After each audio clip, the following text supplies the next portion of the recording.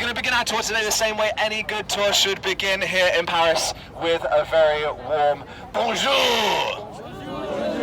That was pretty good. I can tell you've been practicing, haven't you? Yeah, it's really paid off. It's really paid off. Don't worry. Welcome, as I mentioned earlier, my name is Jake, and I am going to be your guide today. A neighborhood which begins at the River Seine. Who can point to the river? Exactly, it's just over here. The river is flowing alongside us at the side of the square. The Latin Quarter begins here and stretches out in this direction behind me.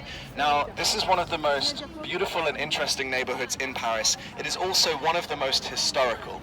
You see, this is one of the only places in the city where we can see history from before the year 1850.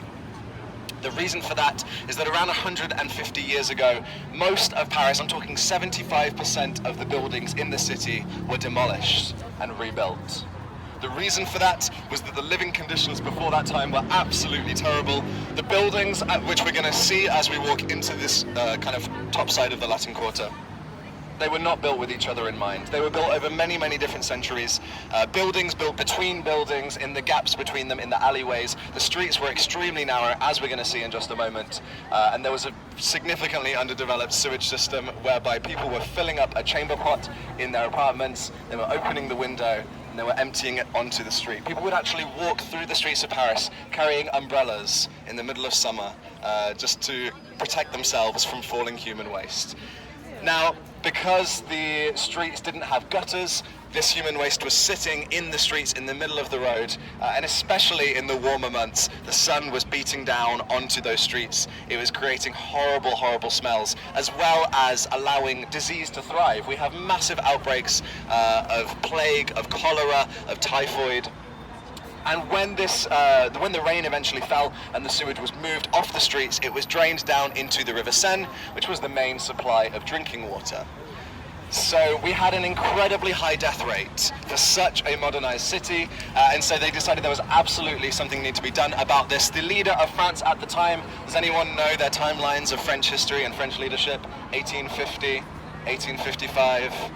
We had the nephew of the great Napoleon Bonaparte. His name was Napoleon Bonaparte III. And he decided to commission a citywide reconstruction. The architect who he employed was named Baron George Eugene Haussmann. Does that ring a bell, the name Haussmann? Has anyone heard of that before? His surname is very simple. It is Haussmann. He is the man who designed all of the houses in the city. He had such a big job to resculpt the topography of Paris that he decided, instead of designing lots of different types of buildings, he would design one. And he would build it again and again and again and again and again and again and again all over Paris. And as a result, when we look around us right now, we can see pretty much the same style of architecture all around. You will see this everywhere in Paris. She is the statue embodiment of female power, and here she is depicted wearing a lion's fur over her head, cascading down her shoulders and down her back to the floor. This tells the story of the Nemean lion, a Greek mythical beast who would hide away in caves and steal women from the nearby villages.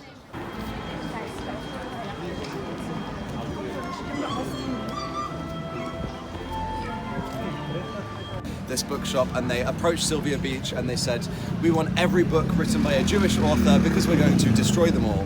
And she turned around and she said, no. So they said, okay, we're going to come back tomorrow and we're going to destroy every book you have and the entire building.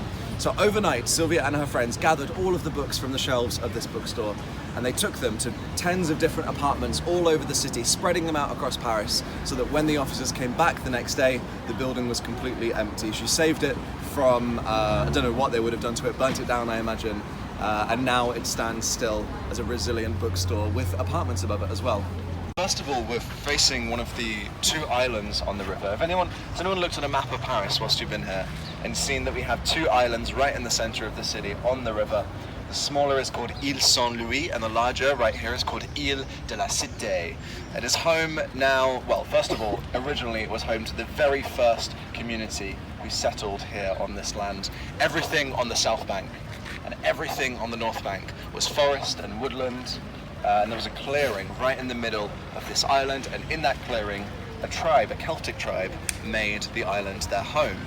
I don't think I had to tell you that. You can see exactly how large it is. Notre Dame de Paris. You may have heard this church referred to as Notre Dame, or perhaps even Notre Dame.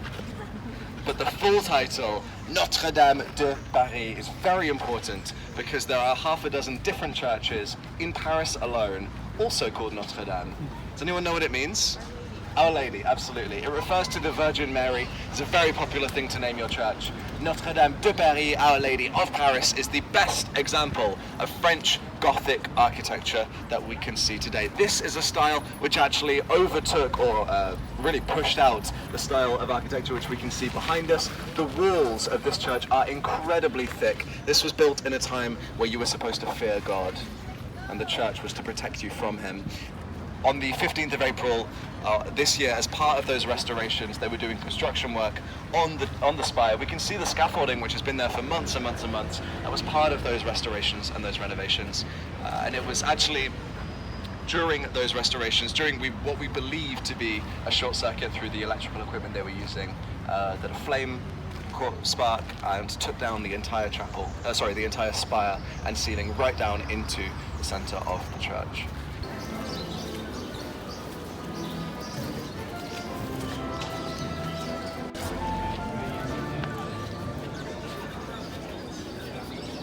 You guys hear that? Yeah? It's not the pigeons in the trees, no. This is a cute little market which is open every day and they sell flowers. It's Marché aux fleurs et oiseaux, which is the market of flowers and birds. So every other day of the week you'll come here and you'll be able to go into the orchid house and you'll see plenty of different plants and flowers and garden things. On a Sunday, every Sunday, it becomes an animal market as well. So they have birds, they have fish, they have rabbits and guinea pigs and even doves and chickens and they sell pigeons actually, I don't know why, you just catch one. But what we're hearing now is the cute little birds in the cages. I don't know my birds very well, but finches. Behind the golden embellished gate at the end of this courtyard, we can see the very first royal palace of France. This was home to the very first, the beginning of the monarchy, the very first king and queen. It was the palace from the 4th century, so we're talking the 300s, all the way up until the 16th century, when the royals moved out of this royal palace and into Palais de Louvre.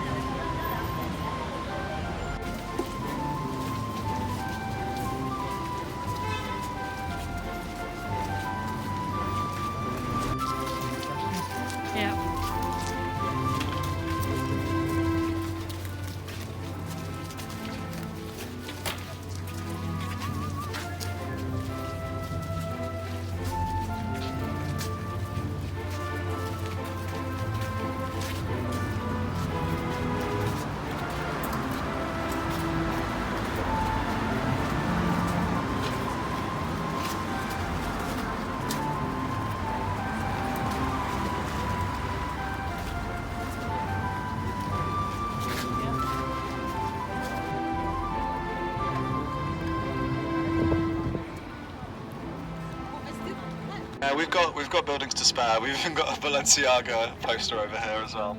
Covering the Louvre Museum, like this is one of the most important buildings in the city and we have a Balenciaga advert. Now this building is Pont des Arts. It is the original Lovelock Bridge. As you can see, they have replaced all of the panels with plexiglass to which you cannot attach padlocks. Where we are heading next, it is the largest museum in the world. It begins at the corner right here and it continues all the way down to beyond the next bridge. This entire complex is the Louvre Museum. We're going to come to that at our very next stop, but on the other side of this bridge we have the Institut de France. This is the home to 5 different academies, the oldest of which is called the Académie Française, and it is the workplace of some pretty important people.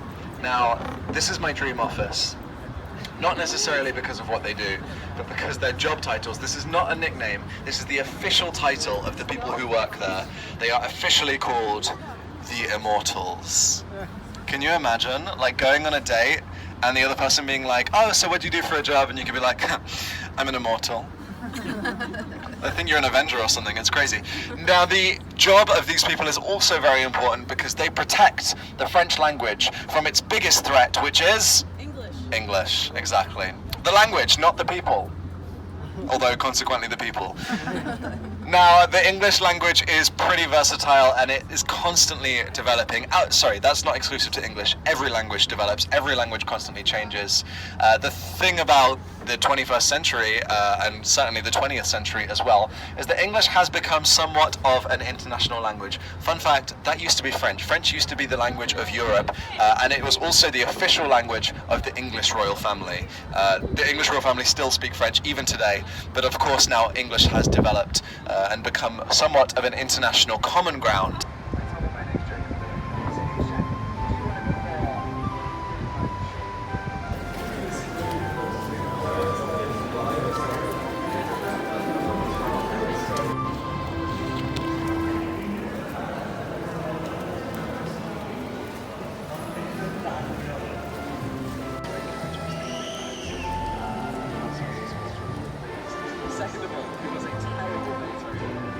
When Da Vinci finally passed away, he breathed his dying breath on his deathbed in the arms of King Francois I.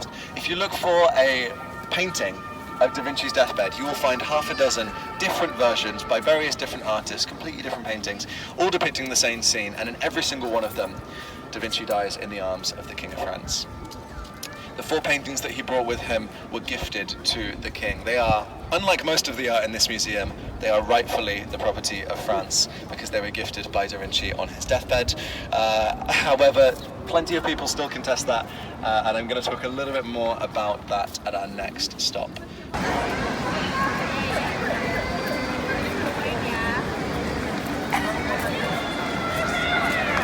Okay, lovely. So, first of all, I'm going to acknowledge the elephant in the room. It is the granite blocks that everyone is standing on and taking a photo like this. Have you heard of this perspective photo before? So the idea is that you're pinching the tip of the Louvre. It wasn't until the year 1911 when a man named Vincenzo Peruggia brought the Mona Lisa to international, worldwide fame. Does anyone know the story of how she became so famous?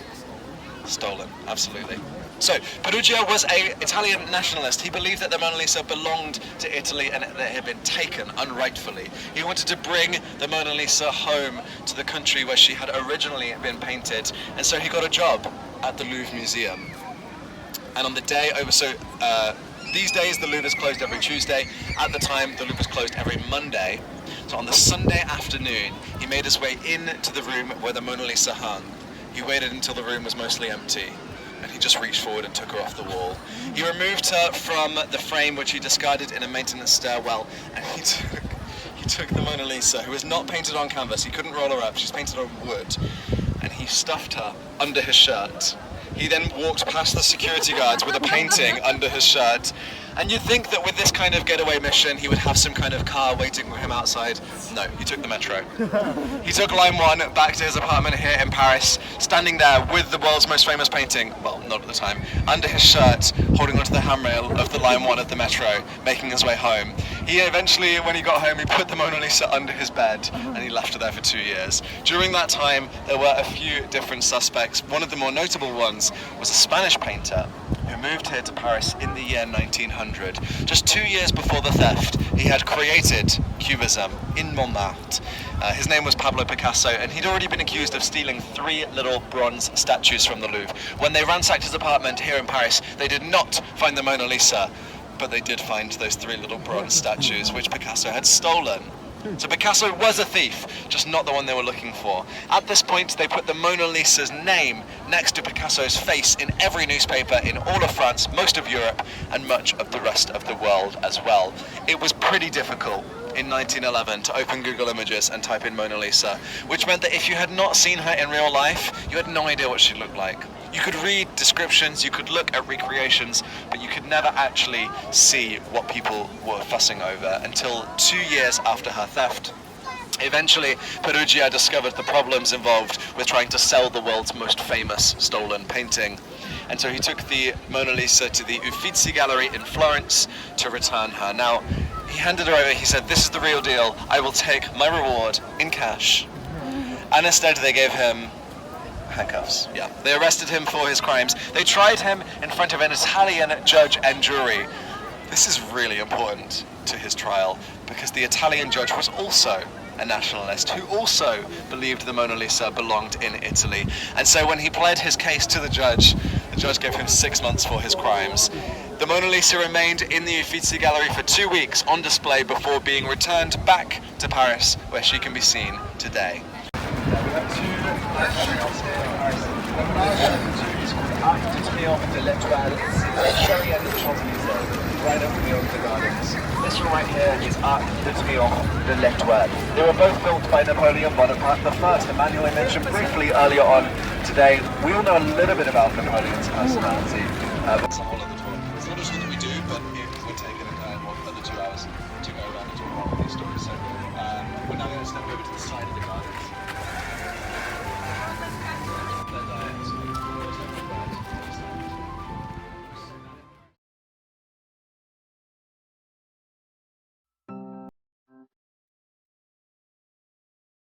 Located at the center of the city, the Hilton Paris Opera is in the heart of the historic opera quarter. Guests at the hotel will find cultural sites and attractions located nearby. The Opéra Garnier, the Louvre Museum, Rue de Rivoli, and the famous department stores Galeries Lafayette and Le Printemps are all within a short walk of the front door of this historic building that has been transformed into a jewel of the Hilton brand. After undergoing a detailed renovation of the public spaces, coupled with a complete modern renovation of the guests' rooms, Hilton operates this iconic building in adherence to its original mission statement of providing luxury accommodations to the guests of Paris. Today, the Hilton Paris Opera Hotel provides guests with 268 modernized rooms with luxury amenities, as well as 29 suites, a gym, executive lounge, bars, and restaurants. Guests at the Hilton Paris Opera Hotel are only a 10-minute train ride from the Paris Business District. As a guest at the Hilton Paris Opera Hotel, you will enjoy luxuriously appointed rooms with historic accents, pictures, and artwork that adds a reminder of the past to your luxury modern stay. The hotel was created on 1889 for the World Fair. So at this World Fair there was also the creation of the Eiffel Tower. So we had the same anniversary as the Eiffel Tower as well. We like twins.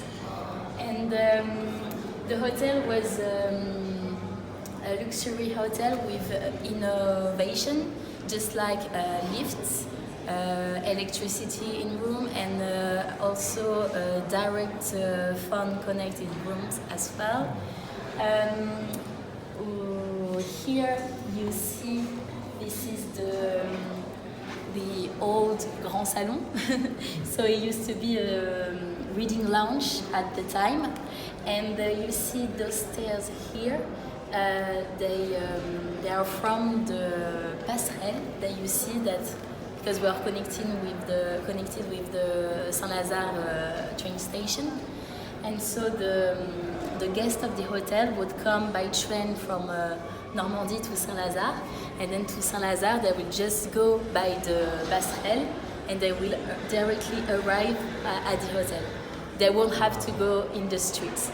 So in 1910 we had the overflow of the Seine, and so we have a picture of the hotel that was in the water. Here you have some example of the restaurants of the hotel that used to be called Café Comestible. Then on 1935 there were big renovation at the hotel, and so big innovation as well because some rooms get to have a bathroom, and it was pretty rare at the time. Do you know? So the Grand Hotel Terminus were opened during the World War II. Mm-hmm. It was one of the there was not so many hotels that stayed open during the World War. So here we had some testimony of it. It's the Golden Book of the restaurants. And here we have a little testimony of people that say that it was good to have a place like this during those hot times. On 1944, the hotel became a hospital for the American Red Cross. So it hosted refugees. Then after, on 1946, it reopened as a hotel again. On 1960, the old reading lounge became a TV room, so more modern. Then on 1973, it was bought by the Concorde group, and so it became the Hôtel Concorde Saint-Lazare. 2014, Hilton bought the hotel and invested 50 million of euros to renovate the hotel. So all the room was renovated, and then we created the Grand Salon, because before that it was the reception, and so they wanted to create a bar, a spot for the Parisian, and so they created the Grand Salon. And then on 2019 we celebrated our 130 years of history. Hi everybody, my name is Andrea Herman. I'm the commercial director of this beautiful property, the Hilton Paris Opera, located in central Paris, and we are right now in this magnificent Le Grand Salon, which is really your main living room hub, lounge, bar, lounge, restaurant, in order to unwind, relax, and yes, discover the beauties of this property. This part is actually part of the historic monuments of Paris, listed on the national chapters. It is 130 years old. We are very happy. We celebrated the 130th anniversary of this lady. As I said, we are really located in the center of Paris. We are next to the Saint-Lazare train station, which is really the entrance to Paris if you come from the Normandy side, or if you would like to go out to the Normandy side or discover other parts of this beautiful country. You also have lots of metro lines, and then obviously walking in Paris is very, very special. So you can do all of this from this starting point, central point in Paris. The property itself, as I said, we just celebrated our 130th anniversary. It's part of the French and Parisian history, the first hotel that has been purpose-built as being a hotel, the first hotel with electricity and with running water. So that's something very, very exciting, and if you come and travel to this property, you will be part of the history. But don't worry, we just completely renovated everything in this property, so it's up to today's standards. We also have 8 meeting rooms, so you can also enjoy your meetings if you need to do some, or special events as well. We do host 268 bedrooms for individual travelers, family travelers, couple travelers, and just indicate what you need, what you desire, and we can purpose build your stay with us if you need to. So all in all, I'm head of an amazing sales team and reservations, so whatever you need, you just shout it out to us, and we will try to find a solution to make your stay really work out as you would like it to be. Once again, you are part of the history in Paris. You're centrally located, and it's an amazing property, first of all, to work for and to stay in.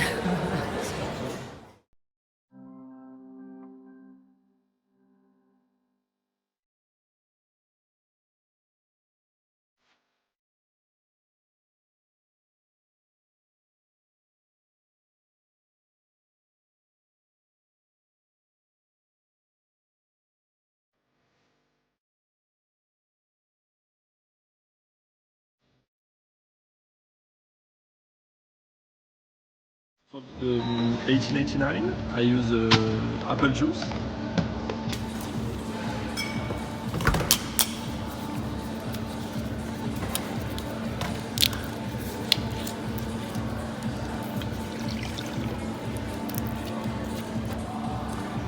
centiliters. With a Dominican rum.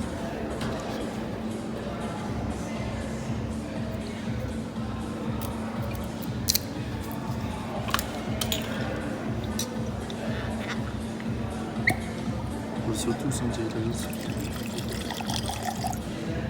And special liquor. What is that? Mystery. It's a really nice licorice. Also 2 centiliters. You have rooibos, tea, you have chai tea, you have many berries.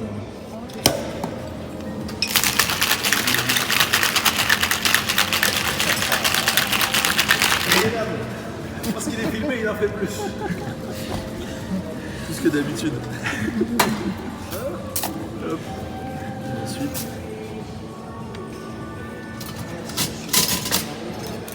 On va double filtrer.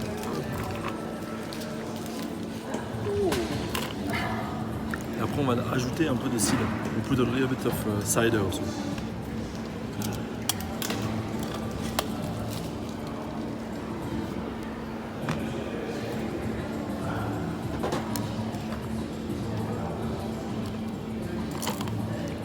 So dry apple that we made here at home in the bar. With a little bit of piment d'Espelette. It is a pimento from the south of France. Madame? Yeah, oui. Oui. Oh. That's interesting. Oh. Décoration. C'est de le rendre encore plus joli. Tu as vu? C'est le fait pour les femmes là. Il fait pas ça pour les hommes. He says I made that only for women, not for the boy.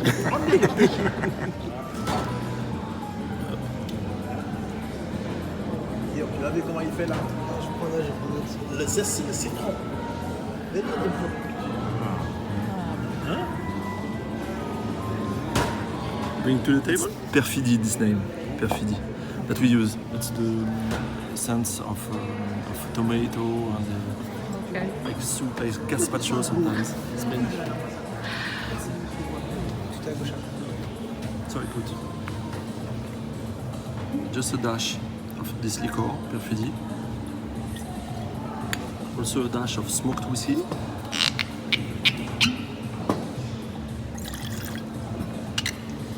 Dash of syrup, agave syrup. 3 centiliters of tomato juice.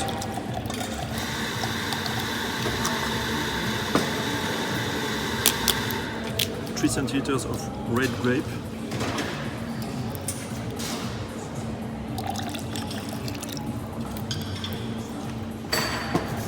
And I use tequila. 1 measure of tequila.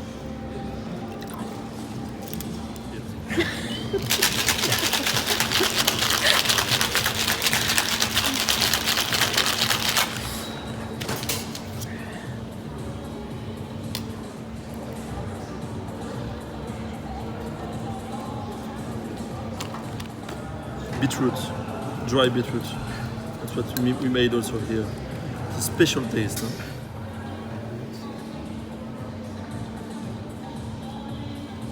Happy to work with me too. There's a different color. It is. Yeah.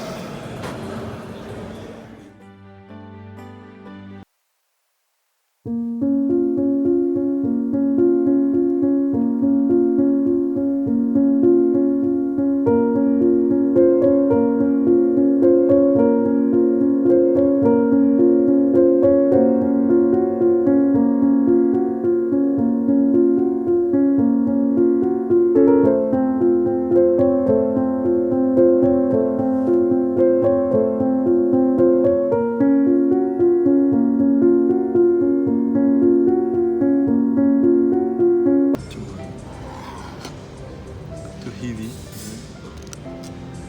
There it is. Enjoy it.